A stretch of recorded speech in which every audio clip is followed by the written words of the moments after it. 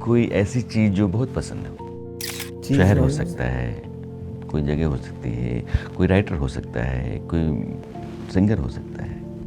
मुझे बिल्कुल आज़ाद हो पाना बहुत पसंद है। और आचार्य प्रशांत फिल्में देखते हैं? हाँ कम देखता हूँ अब। फिल्मों आमतौर पे रात में जाता था, अब तो ऐसा हो गया है कि रात के समय सत्र ही होता है हमेशा, तो फिल्में भी छूट गई। तो भोग जो है यह तो कहीं नहीं जा रहा है, तो फिर पूरी दुनिया जो है वो बिना किसी मंजिल के, बिना किसी उद्देश्य के दौड़े जा रही है।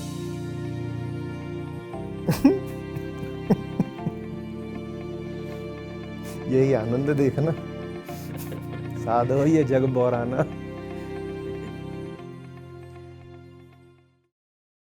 आचार्य प्रशांत, आपका बहुत बहुत स्वागत। आभार।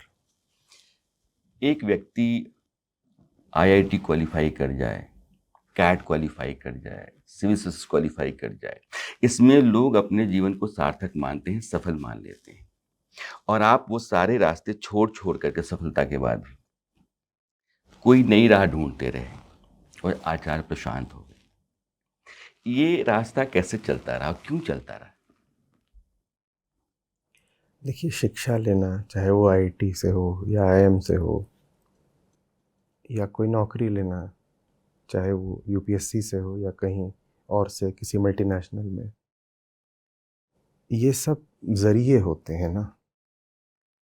इनके माध्यम से हम कुछ और बड़ा, कुछ ऊंचा, कुछ सार्थक करना चाहते हैं। वो जो हम करना चाहते हैं उसके लिए हम कहते हैं कि शिक्षा मिल जाए, या नौकरी कर लें जिससे हमें कुछ अधिकार मिल जाएं, या नौकरी कर लें जिससे हम किसी ऐसी जगह पहुंच जाएं जहां हम कुछ अच्छा करके दिखा सकें। तो ये नौकरियां या शिक्षा अपने आप में अंत नहीं होते, ये साधन ही तो है। साध्य कुछ और है, अंत कुछ और है, मंजिल, डेस्टिनेशन तो कुछ और होती है ना। और मंजिल तक पहुंचने के लिए अगर दिखाई दे कि आपके पास अभी जो साधन हैं ये कुछ दूर तक जाएंगे, फिर बाधा बन जाएंगे, या बाधा नहीं भी बनेंगे तो उसके आगे ये नहीं जा सकते, तो फिर आपको मजबूर होकर नए साधनों की, नए रास्तों की, नए माध्यमों की तलाश करनी पड़ेगी। अब उसमें थोड़ा सा हमारे यहाँ पर जो एक मानसिकता है वो अटकती है। मानसिकता ये होती है कि हम साधन को साध्य बना लेते हैं, हम मीन्स को एंड से समझने लग जाते हैं। हम सोचते हैं कि आईआईटी से या कहीं से हमने अगर शिक्षा पा ली है तो दैट्स इट, अंत हो गया, एंड आ गया, यही तो चाहिए था। पर कैसे चाहिए था? आईआईटी से आप 21 की उम्र में निकलते हो, आईएम से आप 23, 25 या 27 की उम्र में निकलोगे। आपने बहुत तैयारी करी यूपीएससी की, 4-5 साल भी लगा दिए, तो भी 28 या 30 साल का होते होते आपको नौकरी मिल जाती है। उसके बाद भी तो जीने के अभी 40-50 बरस बाकी हैं। अगर आप कह रहे हो कि नौकरी पाना ही अपने आप में अंत था, लक्ष्य था, तो अब बाकी दिनों में क्या करोगे? और अभी 4 दशक बाकी हैं जीने के। लेकिन हमारी वैसी कुछ बन गई है कि जितनी मेहनत करनी थी वो किसी इंस्टीट्यूशन में प्रवेश से पहले कर ली, या जितनी मेहनत करनी थी वो कोई ख़ास नौकरी पाने से पहले कर ली। अब उसके बाद तो कुछ नहीं करना है। ये जो होता है ना कि कुछ नहीं करना है, ये बड़ी गड़बड़ का कारण बनता है फिर, क्योंकि कुछ नहीं करना है तो आदमी गड़बड़ करेगा। तो मुझे ये बहुत छोटी सी बात है, ये इसमें कोई मेरी विशेषता नहीं, पर ये मुझे स्पष्ट थी। लेकिन आम आदमी के लिए ये एक मुश्किल सी बात है कि मेरे पास एक अच्छी खासी नौकरी है, अच्छा खासा जीवन है, उस पर हम आगे जा सकते हैं, बहुत कुछ हासिल कर सकते हैं, फिर भी हमको लगता है कि ये नहीं करना है। तो जब आदमी सोचता है कि नहीं करना है तो उस समय उसका एक विचार और पैदा होता है कि क्या करना है। तो आपके पास नहीं करने के समय क्या था कि हम आचार्य प्रशांत? असल में आप जिन जगहों को समझ रहे होते हो ना कि ये आपकी मददगार बनेंगी, जिस सड़क को आप समझ रहे होते हो कि ये मंजिल तक ले जाएगी, जो आप उस पर चलने लग जाते हो, या जब आप उस जगह पहुंच जाते हो, उस नौकरी में पहुंच जाते हो, तो आपको ज़्यादा साफ पता चलता है ना, ज़्यादा साफ पता चलता है कि आप जहाँ जाना चाह रहे हो वहाँ ये सड़क नहीं ले जा सकती आपको। अच्छा, दूर से नहीं उतना पता चलता, दूर से तो बस किस्से होते हैं, छवियाँ होती हैं, तो लगता है कि अगर बस अब यहीं पे चले जाओ, आईआईटी चले जाओ, आईएम चले जाओ। तीसरी चीज़ इंडिया में होती है कि आईएएस, यही अभी तक भी लोगों को लगता है कि यही सब खास है। लगता है इनमें पहुंच जाओ तो सब हो जाएगा। पर जब इनके पास पहुंच जाओ या इनके भीतर पहुंच जाओ तो ज़्यादा बेहतर पता चलता है कि यहाँ से कोई राह नहीं निकलती जो आपको उस मंजिल तक ले जा पाए। मंजिल ज़्यादा प्यारी है ना, रास्ते से किसको प्यार होता है, मंजिल ज़्यादा प्यारी है। तो आचार्य प्रशांत के मुताबिक जीवन की सार्थकता किसमें है? देखिए, मैं बहुत नहीं समझता था ये सब। जब हो रहा था तो मैं 20-21 और फिर अंततः 25 साल का युवा ही था। एक एक करके जब ये चीज़ें ज़िंदगी से विदा हो रही थी, पर बचपन से ही मुझे ये जो पूरी दुनिया की तस्वीर है, इसमें मुझे प्यार कम और छलावा ज़्यादा। तड़प ज़्यादा दिखाई देती थी। छल, हिंसा, कपट, धूर्तता, और ख़ासकर जो मासूम है उसके ऊपर अन्याय, अत्याचार, ये ज़्यादा दिखाई देता था। तो ये चीज़ मुझे बदलनी थी। और छोटे थे तो लगता था कि सरकारी सेवा सबसे ज़बरदस्त साधन है, क्योंकि ख़ासकर आप जब उत्तर भारत में होते हो ना, तो सरकारी आपको, नौकरी का मतलब ये लगता हाँ, और लगता है कि डीएम अगर आप हैं तो आप सर्वे सर्वा हैं, आप ओमनीपोटेंट हैं, आप है। सर्वशक्तिमान हैं, आपने कुछ कहा भी। यह था कि पीएम, डीएम और सीएम। हाँ, आप कुछ भी बदल सकते हैं, आप कुछ भी बदल सकते हैं। तो उसके नाते मैं आईटी गया, क्योंकि आईटीएंस का ज़्यादा सिलेक्शन होता था यूपीएससी में। लेकिन जब प्रवेश पाने के निकट पहुंचने लगा और जब प्रवेश हो ही गया तो अंदर जाकर एकेडमी के लोगों से बात करके, सीनियर से बात करके, फिर वहाँ पता चला कि यहाँ भी जो संभावना है वो सब फ्रेमवर्क के भीतर की है और बहुत सीमित है। और काम अगर होता भी है, ऐसा नहीं कि वहाँ अच्छा काम नहीं हो सकता, काम अगर होता भी है तो बहुत मंथर गति से होता है, धीरे धीरे होता है, और आपके हाथ में नहीं होता, आपके ऊपर 10 बहुत बड़ी बड़ी ताकतें बैठी होती हैं। तो मुझे ये स्पष्ट हो गया कि यहाँ तो बात नहीं बनेगी। फिर कॉरपोरेट जगत को देखा, वहाँ पर जो अच्छी चीज़ सीखने को वो थी एफिशिएंसी, प्रोडक्टिविटी। पर वहाँ समस्या और ज़्यादा आधारभूत थी। वहाँ समस्या ये थी कि वहाँ बस मुनाफा चाहिए। वो एफिशिएंट भी हैं, प्रोडक्टिव भी हैं, लेकिन बस अपने प्रॉफिट के लिए। वो बहुत बेहतर काम कर सकते हैं, बहुत ढंग के तरीके से काम करते हैं, लेकिन काम सारा करते बस एक अपने, ही मकसद के लिए। हाँ, अपने निजी मुनाफे के लिए ही करते हैं। सरकार से बेहतर तरीके से काम करते हैं वो, लेकिन लक्ष्य एक ही होता है, पर्सनल प्रॉफिट। तो वहाँ कुछ सीखी मैंने चीज़ें, लेकिन ये भी समझ में आया कि ये वो सड़क नहीं है जो मुझे मेरी जगह तक पहुँचाएगी। तो बस फिर थोड़ा बहुत कुछ समझ में आ रहा था कि क्या है जो दुनिया को बताना ज़रूरी है। ये भी समझ में आ रहा था कि अभी कौन है जो मेरी सुनेगा। अब उस उम्र में ऐसा तो है नहीं कि बहुत बड़े बड़े महारथी दिग्गज आपकी बात सुनने लगेंगे। हाँ ठीक है, मेरे पास मेरी डिग्रियों वगैरह का थोड़ा सा एक बल था, लेकिन फिर भी उम्र कम थी, अनुभव कम था। तो मैं जिन तक अपनी बात पहुंचा सकता था उन तक अपनी बात पहुंचाने के लिए फिर मैंने कुछ कोर्सेज डिज़ाइन किए। बल्कि एक ही कोर्स था मूलतः वो, उसके बाकी सब संस्करण थे, एक ही कोर्स था। था perspectives in leadership through literature. तो मैंने कहा जो नए कॉरपोरेट लीडर्स उभर के आ रहे हैं, माने अच्छे टॉप रैंक्ड कॉलेजेस से जो लोग मैनेजमेंट की पढ़ाई कर रहे हैं, मैं उन तक ये बातें पहुंचाऊंगा। तो 3 एक साल मैं कॉरपोरेट में था, तो मेरे वीकेंड्स खाली होते थे। तो उस समय मैं वो जो कोर्स मैंने बनाया था उसको एक वीकेंड कोर्स की तरह, जो दिल्ली के आसपास के अच्छे एमबीए इंस्टीट्यूशंस थे, मैंने उनमें फ्लोट किया, उन्होंने एक्सेप्ट किया, तो मैं वहाँ जाके पढ़ाया करता था। और कुछ दिल्ली से बाहर के भी 2-4 अच्छे कॉलेजेस थे, तो वहाँ मैं चला जाता था। छुट्टी वगैरह लेकर के एक मुश्त 4-5 दिन को चला गया वहाँ पे, उसको पढ़ा कर आ गया। तो धीरे धीरे थोड़ा सा वो कोर्स क्या था? वो कोर्स ये था कि मैं लिटरेचर को फिलॉसफी की अभिव्यक्ति की तरह अच्छा, सब तक पहुंचा रहा था। मैं कह रहा था इनको फिलॉसफी पढ़ाऊंगा तो पढ़ेंगे नहीं, खासकर जो मैनेजमेंट कोर्स होता है उसमें फिलॉसफी वो कोर्स मेरा फ्लोट ही नहीं करेंगे। तो मैंने लिटरेचर लिया, उसमें कहानियाँ थीं, पोएम्स थीं और एसेज थे, छोटे लेख थे और नॉवेल्स भी थे, और जो बहुत बड़े नॉवेल थे उनके एब्रिज्ड वर्जन्स थे, और उनको मैं पढ़ने को देता था। स्टूडेंट्स के ग्रुप्स होते थे, तो हर ग्रुप को एक एक रीडिंग दे दी गई, उसको समझना होता था और आके प्रेजेंट करना होता था कि इसमें से लीडरशिप प्रिंसिपल्स क्या निकल के आ रहे हैं। और जो रीडिंग में देता था वो होती ही ऐसी थी कि उसका एक फिलोसॉफिकल बेस होता था, ऐसे ही नहीं दे दिए।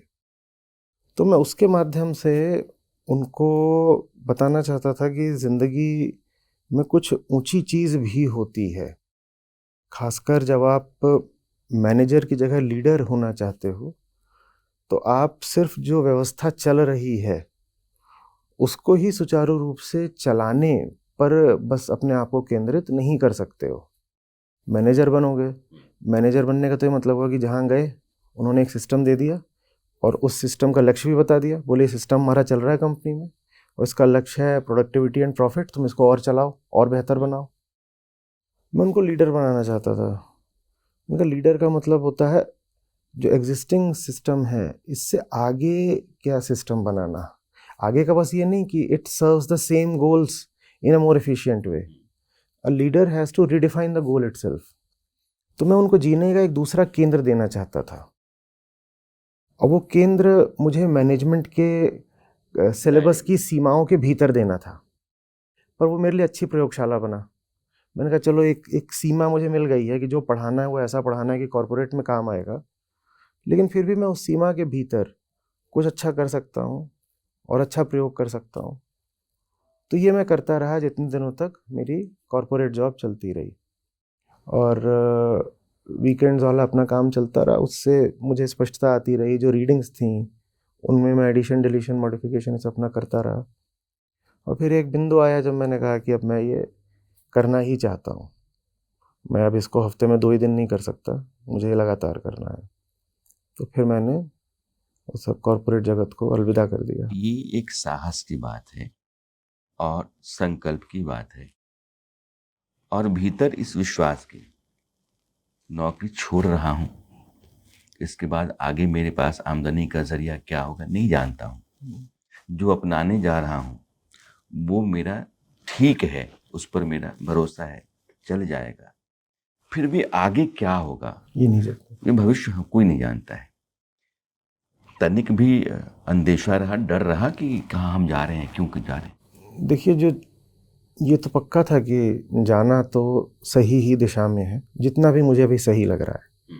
जो बिल्कुल ठीक है वो तो नहीं पता था, वो कभी भी नहीं पता होता, शायद आज भी नहीं पता है।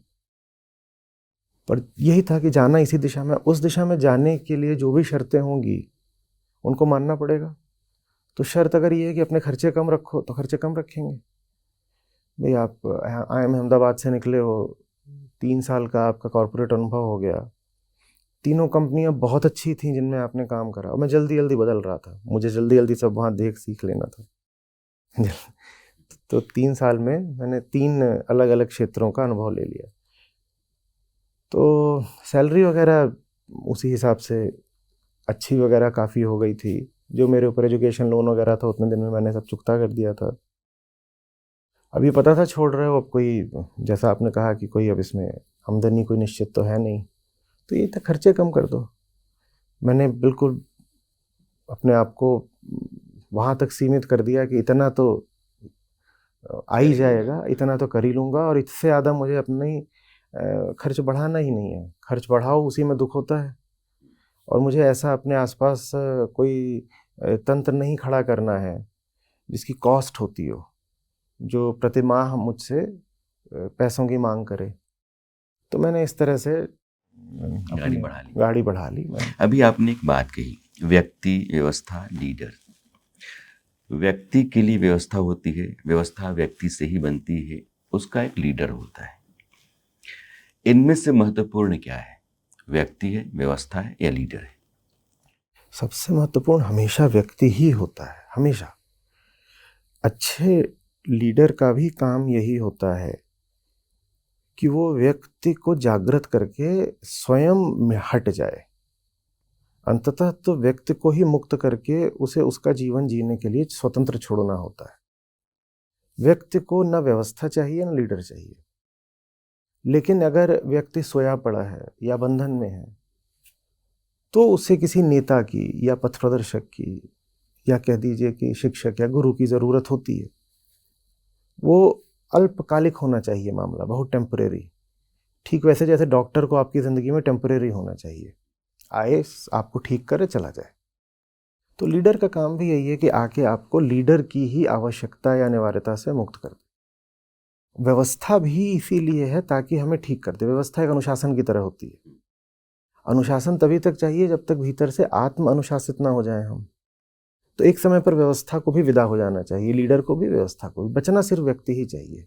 व्यक्ति के अलावा अगर और कुछ है तो बंधन है। फिर लोग कहते हैं कि लव पहली बार में, प्रेम पहली नज़र में हो गया। ये प्रेम है, वासना है, पहले वासना पैदा होती है या प्रेम पैदा होता है? दोनों का फर्क क्या है? प्रेम बहुत अलग चीज़ है, बहुत बहुत बहुत अलग चीज़ है। वो शरीर की कोई खास उम्र हो जाए इससे नहीं पैदा हो जाता, या विपरीत लिंगी सामने आ जाए उससे नहीं हो जाता, या कोई छोटा बच्चा सामने आ जाए तो उसको आप लपक के उठा लो, वो भी प्रेम नहीं होता। प्रेम आध्यात्मिक बात है मूलतः। प्रेम का अर्थ होता है कि मैं जिस हालत में हूं मुझे उससे बेहतर होना है। ये संकल्प प्रेम है।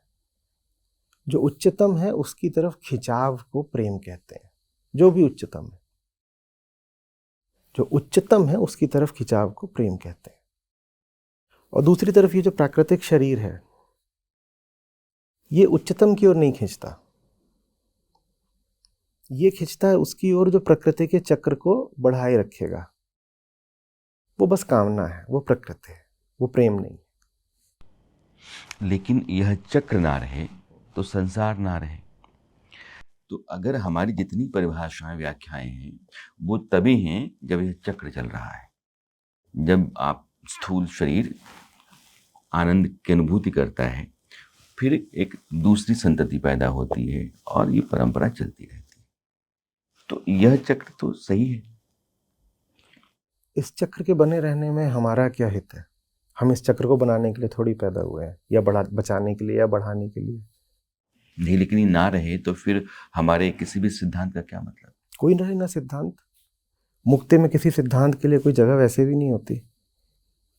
हम क्या करेंगे सिद्धांतों को लेके? दुख बहुत है और जितने सिद्धांत होते हैं वो सब दुख से निपटने के लिए ही होते हैं। दुख बहुत है और बहुत सारे दुख विषयक सिद्धांत भी हैं। क्या करना है सिद्धांतों का अगर दुख ही मिट जाए तो?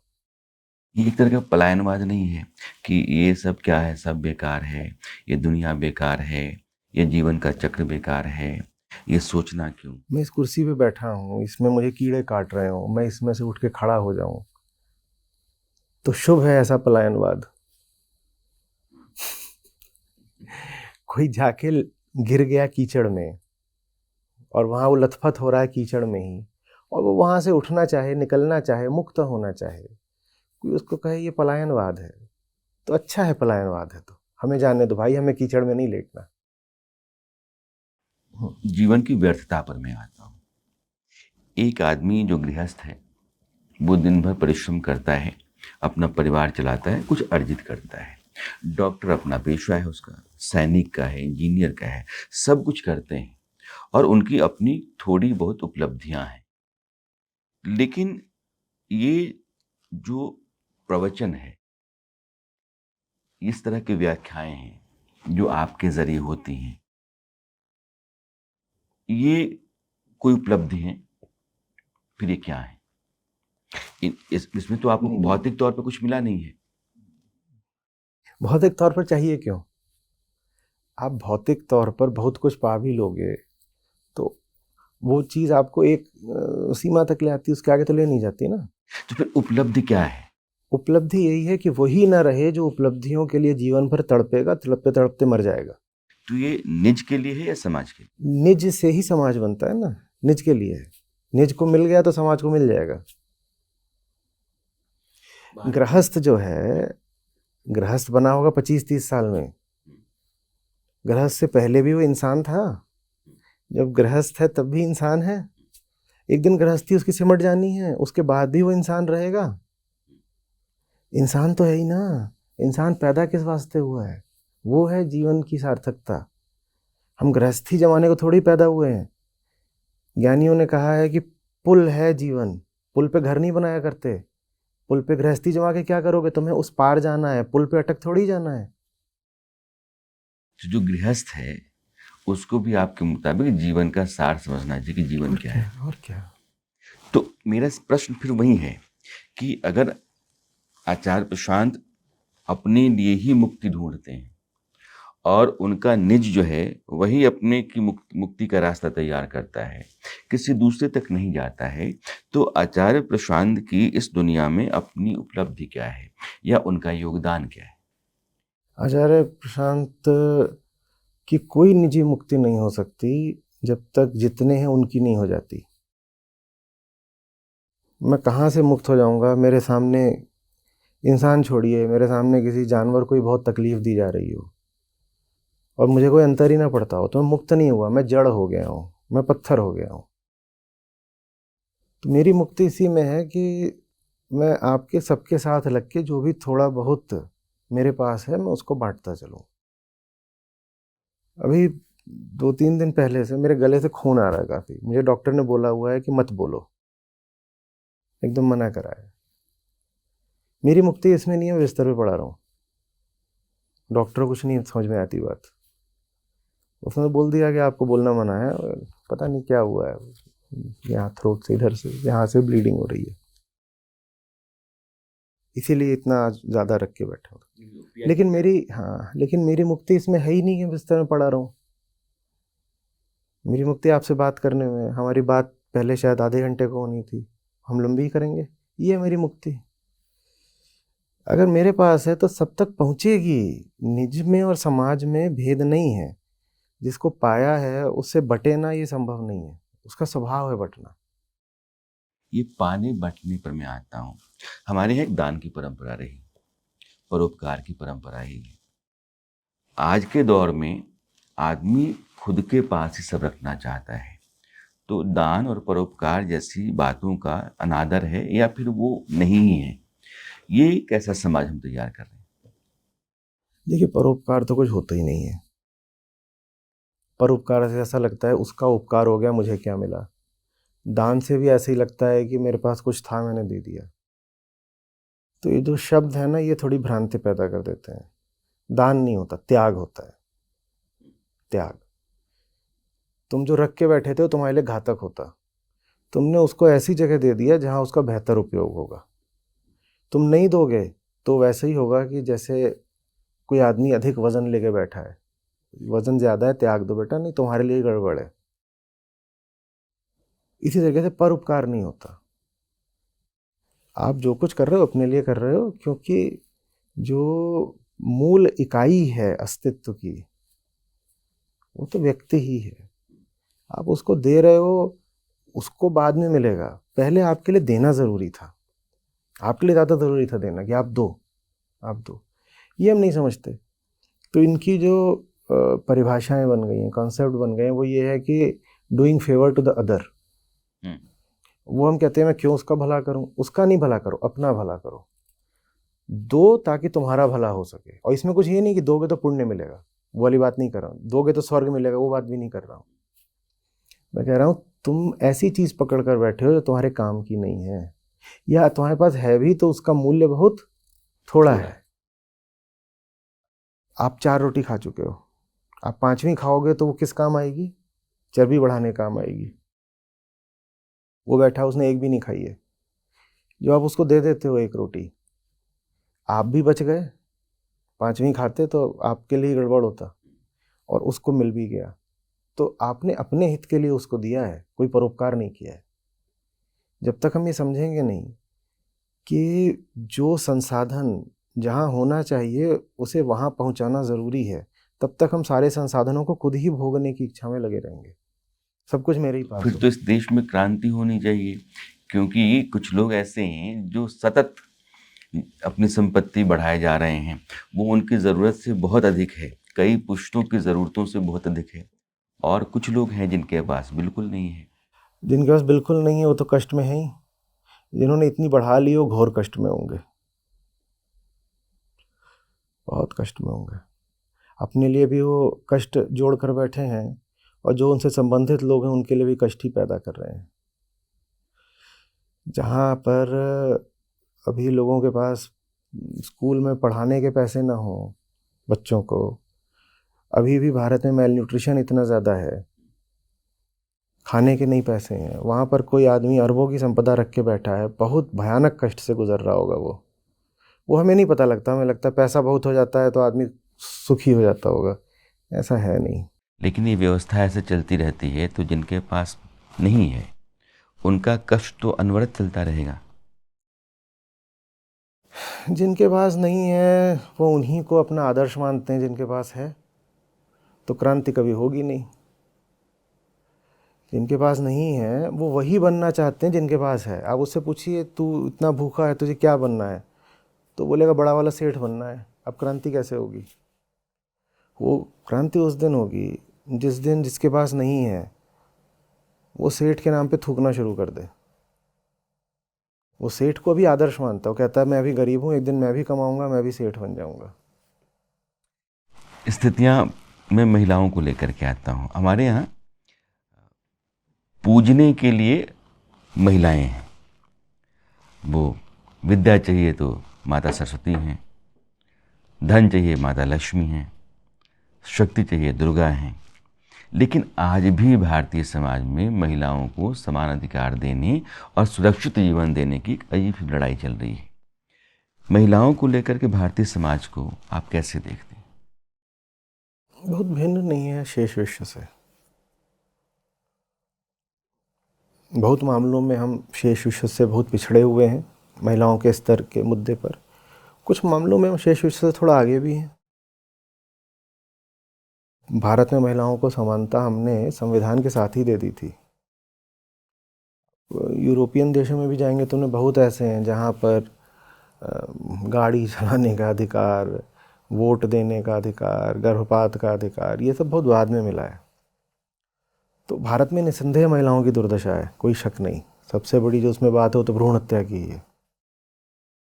लेकिन वो जो फिनोमिना है वो विश्वव्यापी है।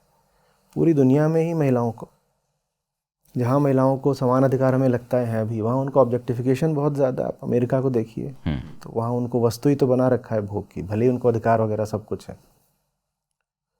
खैर वहाँ महिलाओं ने भी पुरुष को भोग की वस्तु बना रखा है। तो ये क्या है? ये यही है कि जब आप पैदा हुए हो आपको जीने का लक्ष्य ही यही बताया गया है, भोगो, कंज्यूम। आपने कहा था ना सुख, हाँ, कि दैहिक प्लेजर और mental happiness, these are the objectives of life. ये हम बच्चे को दर्शन की घुट्टी पिलाते हैं, ये इस स्तर का हमारा दर्शन रहता है।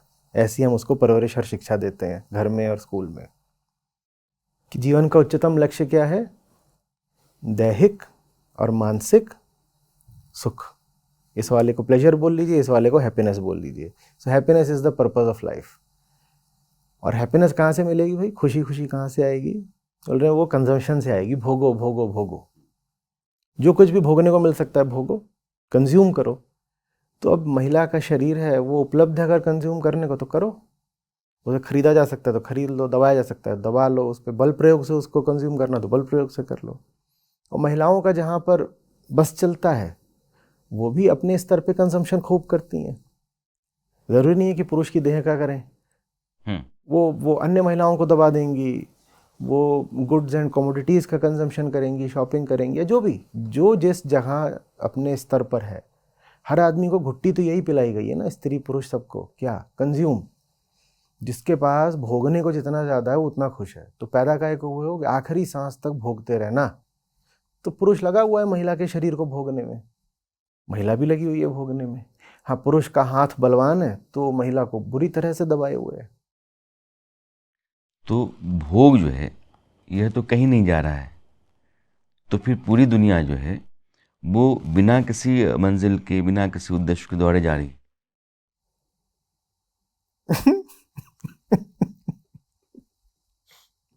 यही आनंद देखना, साधो ये जग बौराना।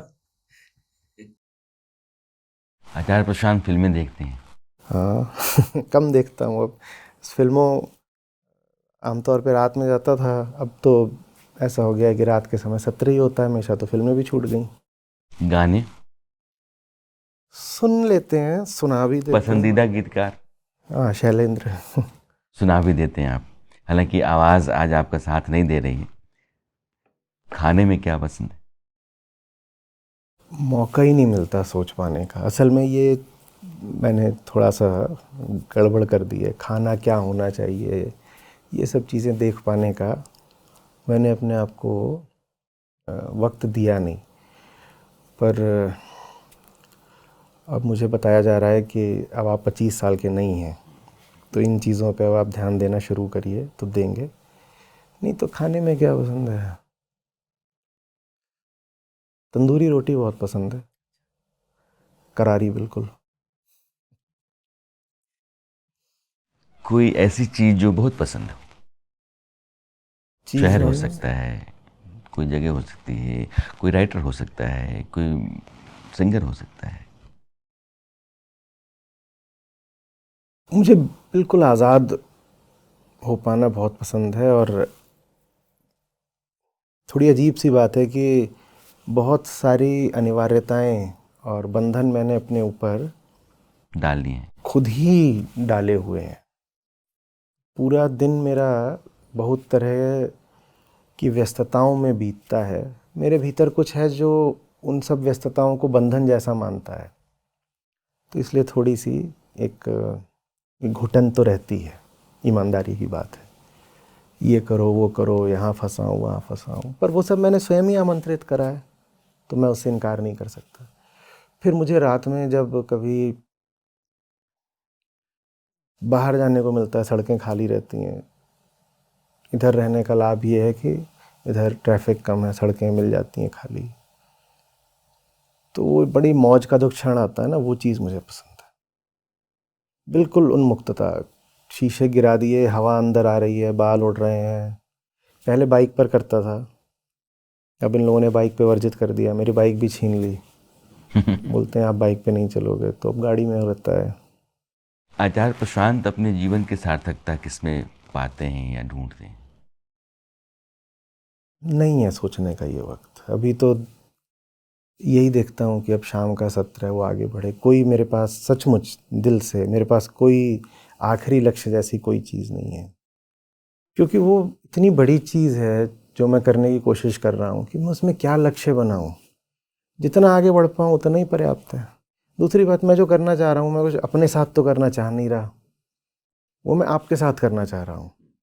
अब आपके साथ मैं कितने आगे तक पहुँच पाऊँगा वो तो आप पे भी निर्भर करता है ना। तो मैं पहले से निशान लगा कर क्या बैठ जाऊँ, तो मैं कितना आगे जा पाऊँगा, क्या होगा, ये तो आप पर, सब पर निर्भर करता है कि क्या होगा क्या नहीं होगा। कोई ऐसा व्यक्ति जो आदर्श हो या आदर्श आप? बहुत सारे हैं। कभी कोई होता है जिसको देखकर, जिसको सुनकर बहुत भीतर से ऊर्जा आ जाती है, रोमांच हो जाता है, कभी आंसू आ जाते हैं। बहुत सारे हैं, तो अलग अलग क्षेत्रों में है सब। अध्यात्म के क्षेत्र में हमारे कबीर साहब हैं।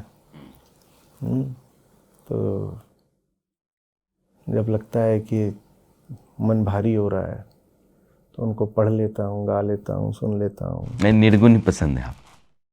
सगुण भी पसंद है, क्यों नहीं पसंद है। और वो तो सगुण भी खूब गाते हैं, ऐसा नहीं कि निर्गुण ही, सगुण भी गा देते हैं। बाबा बुल्ले शाह हैं। संतों ने बड़ा बढ़िया काम करा है। इस संत परंपरा को कैसे देखते हैं? मुझे लगता है कि भारत जब बहुत संकट में रहा तो जो भक्ति आंदोलन रहा भारत का, बहुत संपन्न रहा। तुलसी, रहीम, कबीर, दादू, नानक, मीरा, चैतन्य, इसने भारत के मानस को, उसकी संस्कृति को बहुत सींचा, बचाया। बिल्कुल बिल्कुल मानता हूँ। मैं जो 4 श्रृंखलाएं हैं जिनका शिक्षण कर रहा हूँ, उनमें से एक तो संत सरिता ही है। संत सरिता में भजन ही एक लिया जाता है और उस पर सिलसिलेवार चर्चा होती है, गाया जाता है खूब। गीता है, उसमें गीता पर बात होती है। कठोपनिषद अभी है, कठोपनिषद पर एक श्लोक लिया जाता है हर बार। और आचार्य नागार्जुन की शून्यता सप्तति है, अष्टावक्र गीता है, और लाओ त्ज़ु है, ताओ ते चिंग, और संत सरिता है। तो संतों ने ऋषियों की बात को जन सामान्य के लिए सुलभ बना दिया। बहुत बढ़िया काम करा उन्होंने। और गाने में जो रस आता है कभी कभी, उसकी तो बात ही नहीं। ऐसा नहीं कि मैं बस सिर्फ भजन ही गाता हूँ। अभी 2 दिन पहले तो था, रात में बाहर निकले थे तो पिंक फ्लॉयड का दौर चला, तो सिर्फ पिंक फ्लॉयड घंटे भर तक सुनते रहे। इसी तरह से हिंदी फिल्मी गाने हैं, वो भी है, कव्वालियाँ भी सुन लेते हैं। तो अलग अलग मौक़ों की बात है, जहाँ मौज आ जाए वही बहन बढ़िया। आपने समय दिया है और मुझे लगता है कि ये एक ऐसा ही आवारा रास्ते की तरह हमारी बातचीत रही, जिसकी कोई तैयारी नहीं रही है। और आपने भी कहा कि बिना तैयारी के बैठिए, चाहे बात से बात निकलती चली जाएगी, हम लोग बात करते चले जाएंगे। आपने वक्त निकाला, आपसे बात करके बहुत अच्छा लगा और बहुत लंबे समय से जो मेरी प्रतीक्षा थी वो पूरी हुई आज। बहुत बहुत शुक्रिया आपका। बहुत बहुत